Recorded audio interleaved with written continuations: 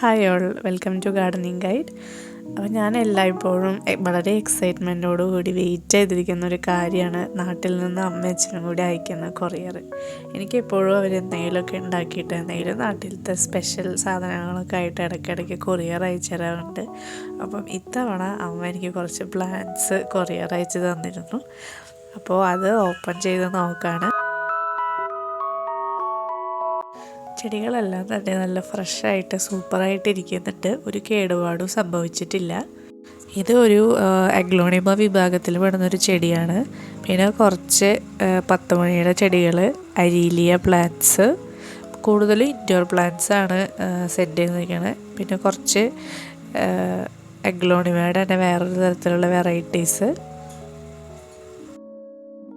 ഇത് വലിയൊരു money plant ആണ്. അത് ഞാൻ അതുപോലെ തന്നെ സെൻഡ് ചെയ്യാനായിട്ട് അമ്മോട് പറഞ്ഞിട്ടുണ്ടായിരുന്നു. എനിക്ക് ഹാങ്ങിങ് പ്ലാന്റ് ആയിട്ട് ഉപയോഗിക്കാനാണ്.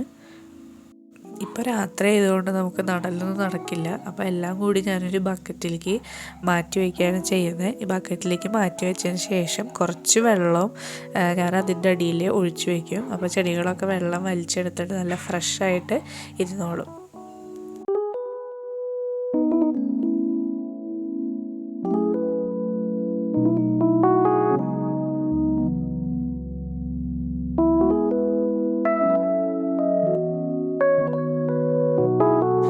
എല്ലാ ചെടികളും ഞാൻ ബാൽക്കണിയിൽ കൊണ്ടുവച്ചു.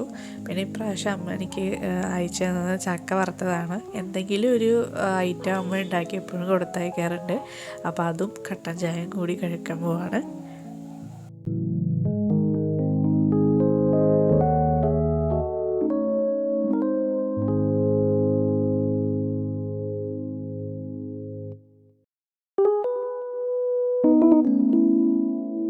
ഇപ്പോൾ പിറ്റേ ദിവസമായി, നല്ലൊരു മോർണിംഗ് ആണ്. അപ്പോൾ ഇന്ന് മോർണിംഗോടുകൂടി കുറച്ച് ചെടികളെല്ലാതും നട്ട് വയ്ക്കാമെന്ന് വിചാരിച്ചു.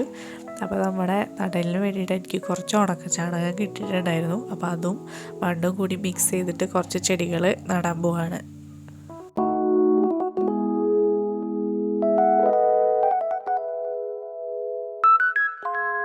അപ്പോൾ ആദ്യമായിട്ട് നടന്നത് ഈ പീസ് ലില്ലിയാണ്. പീസ് ലില്ലി നമുക്ക് വളരെ വെയിലില്ലാത്ത സ്ഥലങ്ങളിൽ വെച്ചാലും നല്ല രീതിയിൽ ഫ്ലവേഴ്സൊക്കെ തരുന്ന നല്ലൊരു ചെടിയാണ്. ലോ ലൈറ്റിൽ വളർത്താൻ പറ്റുന്ന ഒരു ചെടിയാണ് പീസ് ലില്ലി.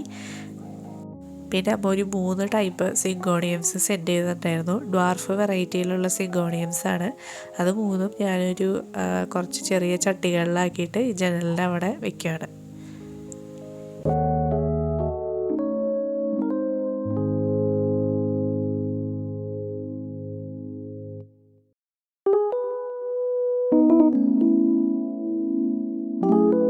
പിന്നെ ഇതൊരു ലില്ലി വിഭാഗത്തിൽപ്പെട്ട അടിയിൽ കിഴങ്ങുള്ള ഒരു തരം ചെടിയാണ്. അപ്പോൾ അതും ഇതിവിടെ നട്ടു കൊടുത്തു.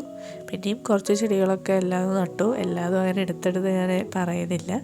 പിന്നെ ഉള്ളത് ഈ അരീലിയ പ്ലാന്റ്സ് ആണ്. അരീലിയ പ്ലാന്റ്സ് എൻ്റെ ഒരു ഫേവറേറ്റ് ആയിട്ടുള്ള പ്ലാന്റ് ആണ്. അപ്പോൾ അതൊരു 2 ടൈപ്പ് അമ്മ നട്ട് അയച്ചു തന്നിട്ടുണ്ടായിരുന്നു. അപ്പോൾ അതും ഇവിടെ നട്ടു കൊടുക്കുകയാണ്. പിന്നെ കുറച്ച് ചട്ടികൾ ഞാൻ വാങ്ങിയിട്ടുണ്ടായിരുന്നു. അപ്പോൾ വാങ്ങുന്ന ചട്ടികൾക്കൊന്നും അടിയിൽ ഹോൾ ഉണ്ടായിരുന്നില്ല. അപ്പോൾ ഹോൾ ഇടാൻ വേണ്ടിയിട്ട് ഇതൊരു പഴയ കത്രികയാണ്. അത് മൂർച്ചയില്ലാത്തതാണ്. അത് ഞാൻ ഇതിന് വേണ്ടി എടുത്തു വെച്ചിട്ടുള്ളതാണ്. സ്റ്റൗവിൽ കത്തിച്ചിട്ട് അത് നമ്മൾ ചൂടാക്കി ഹോളിടും. ഹോളിട്ടില്ലെങ്കിൽ നമ്മൾ വെള്ളം ഒഴിച്ചിട്ട് അടിയിൽ വെള്ളം താങ്ങിയത് ചെടികൾ ചീഞ്ഞു പോകും. അപ്പോൾ എപ്പോഴും ചെടികൾ നടുമ്പോൾ നമ്മൾ ചട്ടിയുടെ ഉള്ളിൽ ഹോളുണ്ടെന്നുള്ളത് ഉറപ്പ് വരുത്തണം. അത് കഴിഞ്ഞ് ബാക്കിയുള്ള ചെടികളും കൂടി നട്ട് കൊടുക്കുകയാണ്. അടിവളമായിട്ട് ഞാൻ കുറച്ച് വെർമി കമ്പോസ്റ്റ് ആഡ് ചെയ്തിട്ടുണ്ട്. എപ്പോഴും നമ്മൾ ചെടികൾ നടുമ്പോൾ അടിവളങ്ങൾ കൂടി മണ്ണിൻ്റെ കൂടെ മിക്സ് ചെയ്യാനായിട്ട് ശ്രദ്ധിക്കണം. പിന്നെ അതെല്ലാം ഇവിടെ അറേഞ്ച് ചെയ്ത് വെക്കുകയാണ്.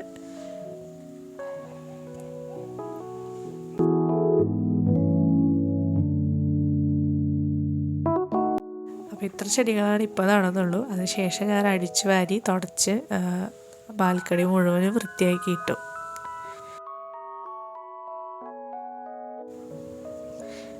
ഇപ്പോൾ ഒരു ഈവനിങ് ആയി. കുറച്ച് ചെടികളും കൂടി നടാമെന്ന് വിചാരിച്ചു.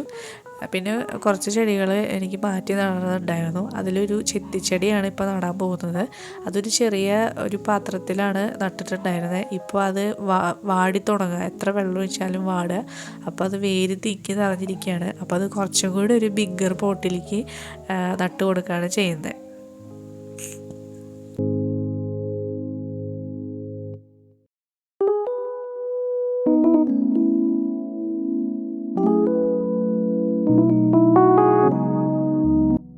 പിന്നെ ഈ ചെടിയും കൂടി അടുത്തതായിട്ട് നമ്മൾ നട്ടു കൊടുത്തു. ആ ചെത്തി വെച്ചിരിക്കുന്ന പോട്ട് കുറച്ചൊരു പച്ച കളറിലുള്ള പോട്ടായിരുന്നു. അപ്പോൾ അതിലേക്ക് ഈ അമ്മ തന്ന ഈ ചെടി കൂടി നട്ടു കൊടുത്തു.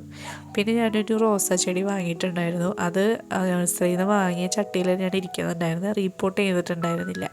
അപ്പോൾ ഞാൻ അതും കുറച്ചും കൂടി വലുതായിട്ടുള്ളൊരു പോട്ടിലേക്ക് റീപോട്ട് ചെയ്യാണ് ചെയ്യുന്നത്.